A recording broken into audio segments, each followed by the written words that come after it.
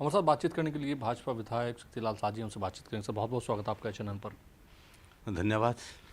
Sir 25 साल जो है प्रदेश को हुए हैं और 25 साल में जिस तरह से लगातार विकास की बातें की गई, क्या कुछ खोया और क्या कुछ पाया है, उसको लेकर चिंतन मंथन जो है लगातार विशेष सत्र में भी आप लोगों ने किया। आप किस तरह से देखते हैं, क्या कुछ रह गया जो अब करने की आवश्यकता है? देखिए, हमने लगातार हम 8-9 साल से तो लगातार चल रहे हैं और हमने बहुत ईमानदारी से काम किए हैं।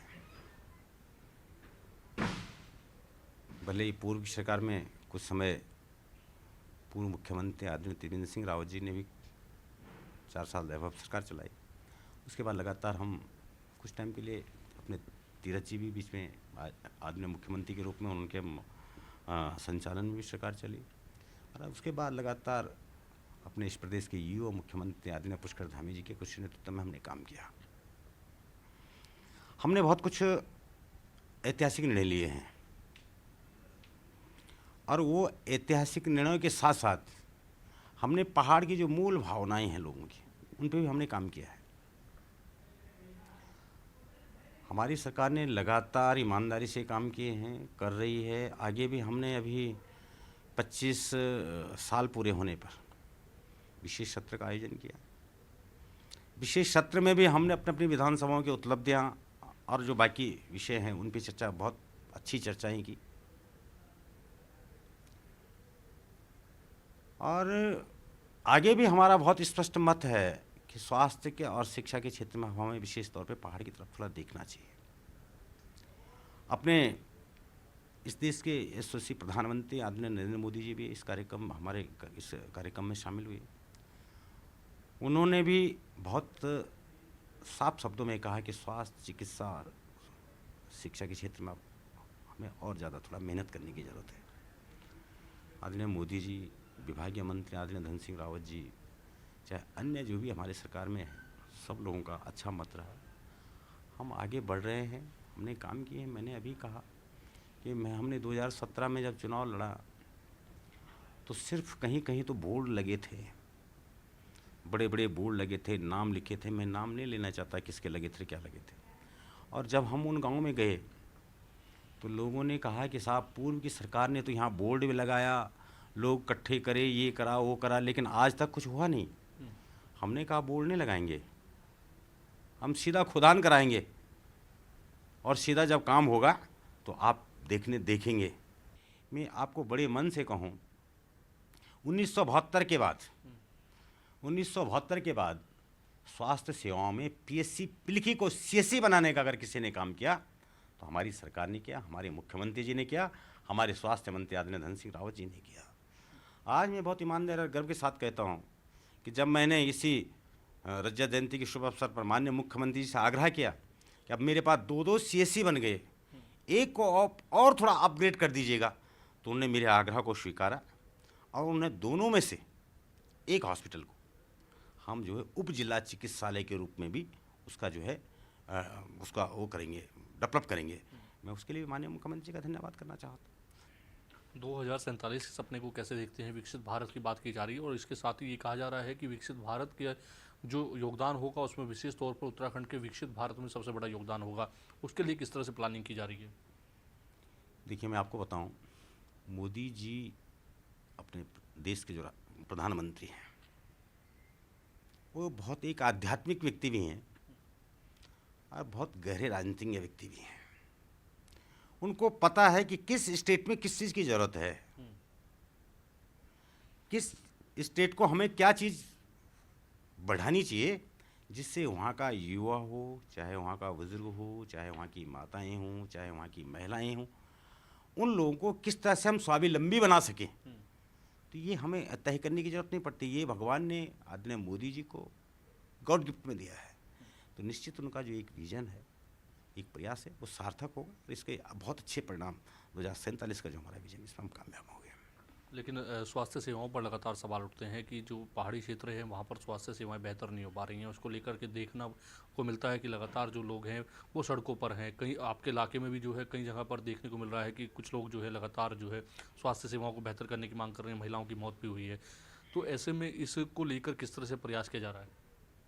देखिए मेरे भाई, मैंने अभी कहा कि मेरी 2-3 बहनों की वाकई मौत हो चुकी थी। मैं उस बात से मैं अपने बहुत दुखी हूँ। और हम इस बात को स्वीकार करते हैं कि पहाड़ पे स्वास्थ्य और शिक्षा की हमारी अभी चुनौतियाँ हैं, लेकिन ये भी नहीं है कि हम उसके लिए कोई ठोस तैयारी न कर रहे हों। हम उसके लिए ठोस तैयारी कर रहे हैं और उस पे काम भी कर रहे हैं। बच्चों से आपका बड़ा लगाव रहता है और ऐसे में आपने जिक्र भी किया कई बार कि जो एक स्कूल में आप जब पहुंचे थे बतौर सांसद प्रतिनिधि के तौर पर, तो वो आपने वहाँ पर जो है बच्चों को देखा कि नीचे बैठे थे, तो वो किस तरह का किस्सा रहा और कितना कुछ डेवलप वहाँ पर हुआ है? मैं आपको बताऊं कि मुझे विद्यालय में, चाहे वो प्राथमिक विद्यालय हो, चाहे वो माध्यमिक विद्यालय हो, जहाँ भी मुझे अपने गुरुजी लोग, अध्यापक लोग मुझे बुलाते हैं, मैं जाता हूँ। बच्चों से इसलिए मैं प्रेम करता हूँ कि मेरी शिक्षा भी एक बहुत देहाती गांव में हुई है और हमें तब मात्र 25 पैसा एक फीस के रूप में हमें जमा करना पड़ता था, क्योंकि हमारी छूट होती थी। लेकिन 25 पैसा लेने के लिए हमें बहुत मेहनत भी करनी पड़ती थी। विपक्ष है, कई मत हैं, ये चलता रहता है, इससे हम घबराते नहीं। मैंने कहा हम इससे घबराते नहीं। अभी हमने उन लोगों से आग्रह किया, भैया हो गया, माननीय मुख्यमंत्री जी ने सब कुछ कर दिया, स्वास्थ्य मंत्री जी ने सब कुछ कर दिया, विधायक ने भाग दौड़ कर दी, अब आप लोग। लेकिन अब कुछ लोगों को तो मेरी समझ में नहीं आती। मैं तो आम जनमानस से एक निवेदन करना चाहता हूँ, जितने भी धरना प्रदर्शन होते हैं, समस्या नहीं समाधान बनना चाहिए, चाहे पक्ष हो चाहे विपक्ष हो। समस्या बन के काम नहीं चलने वाला। अगर हम समाधान की तरफ, चाहे वो पक्ष हो चाहे विपक्ष हो, हम समाधान बनने की अगर बात करते हैं, तो जनता समझती है कि किस व्यक्ति ने किस बात को उठाया और उन्होंने इस उठाने के बाद इन लोगों ने इस बात को किस तरह से निराकरण की तरफ ले गए, तो लोग सब समझते हैं और उसका क्रेडिट देते हैं। मैंने 2022 में माननीय मुख्यमंत्री से घोषणा कराई थी कि 1972 से जो पीएससी के रूप में पिलखी में चल रही है, उसको अब आप जो है इसको आपको सीसी बनाना चाहिए।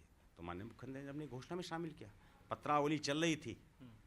ये मैं स्वीकार करता हूँ कि 2-3 बहनों की हमारे आज आकस्मिक मृत्यु हो गई, वहाँ पे लोगों में आक्रोश हो गया। लेकिन हम ये नहीं कि हम इस बात को न समझ रहे हों कि कहीं कमियां हैं तो उनको हम सुधारें ना। हम सुधारने के लिए काम कर रहे हैं और इसके परिणाम बहुत जल्दी दिखने वाले भी हैं। अभी हमने अपने बेलीश्वर के अंदर गायनों को भेज दिया, वहाँ पे एक सर्जन को भेज दिया, वहाँ पर अन्य स्टाफ, हमारे नर्सिंग स्टाफ लगभग हमारे पास कंप्लीट है। जो और कुछ कमियां हैं उनको सुधारने के लिए काम कर रहे हैं। मैं स्वास्थ्य सचिव से मेरी कई बार बैठकें हो चुकी हैं, डीजी हेल्थ से मेरी लगातार बातें होती हैं। तो हम समझ रहे हैं कि सीमांत क्षेत्रों में स्वास्थ्य शिक्षा के लिए हमें किस तरह से बेहतर बन सके, इसके लिए हम सतत प्रयास कर रहे हैं।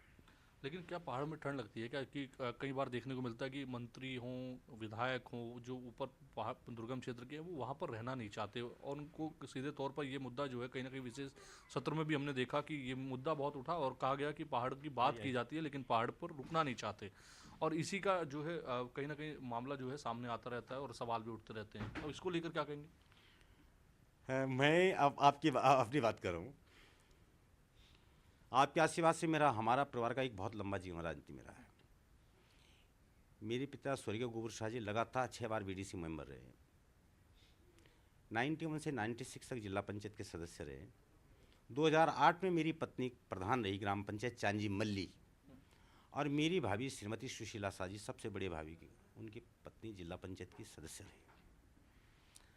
मैं तो आपसे एक आग्रह करना चाहूँगा कि आप कभी समय बनाइएगा और आप मेरे घर पे चलो, जहाँ मेरी जन्मस्थली है, जहाँ मेरी कर्मस्थली है, आप चलिएगा। मेरी मैडम, हम गांव में रहते हैं। मैं रात को क्षेत्र से कभी कभी 11, 12, 1 बजे तक आता हूँ। उसके बावजूद मैं अपने मूल स्थान उलाना खाल जाता हूँ। और जब मेरे गांव के लोग सुबह मुझे कोई कुछ लेके आता है, मिलने आता है, तो मेरी पत्नी के नाम तो प्रधान तो वो थी, लेकिन मुझे वहाँ भी लोग प्रधान कहते हैं कि प्रधान जी आए होंगे, उनको मिल के आते हैं। और आपके सामने जीता जागता उदाहरण है कि अब 28-29 मई को मैंने अपने बेटे की एक शादी करी, मैंने गाँव में की। मैं माननीय मुख्यमंत्री जी के पास गया, मैंने कहा सर मैं अपने बेटे की शादी को कर रहा हूँ, तो और आपको मेरे बेटे की शादी में। उन्होंने कहा तुम शादी कहाँ कर रहे हो? मैंने कहा भाई साहब मैं तो गांव में करूँगा, अपने गांव में करूँगा। उन्होंने कहा बहुत अच्छी बात है, आप गांव में शादी करेंगे, मैं मेहमान बन के आऊँगा। मैं माननीय मुख्यमंत्री जी का धन्यवाद करता हूँ।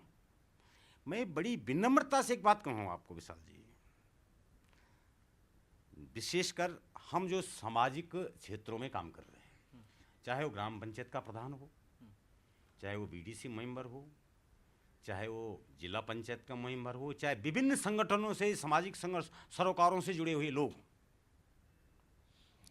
उन लोगों को पहले तो ये अपने जीवन में स्वयं में उतारना पड़ेगा। अगर हम इसको स्वयं में नहीं उतारते तो हमारा, मैं समझता हूँ, कोई अधिकार नहीं कि हम कहीं बोल सकें कि आप प्लान को रोकिएगा। हमारे घर के आज भी अपना पूरा होता है, मैं आपको बताऊँ, गेहूँ पर्याप्त होते हैं, धान पर्याप्त होता है, आलू पर्याप्त होते हैं, दालें हमारी पर्याप्त होती हैं। भले ही परिवार बहुत बड़ा है, ये परिवार के लोग कुछ तो इधर उधर भी हैं, लेकिन ये नहीं कि हमने उस पौराणिक संस्कृति को कहीं विलुप्त होने का काम किया हो।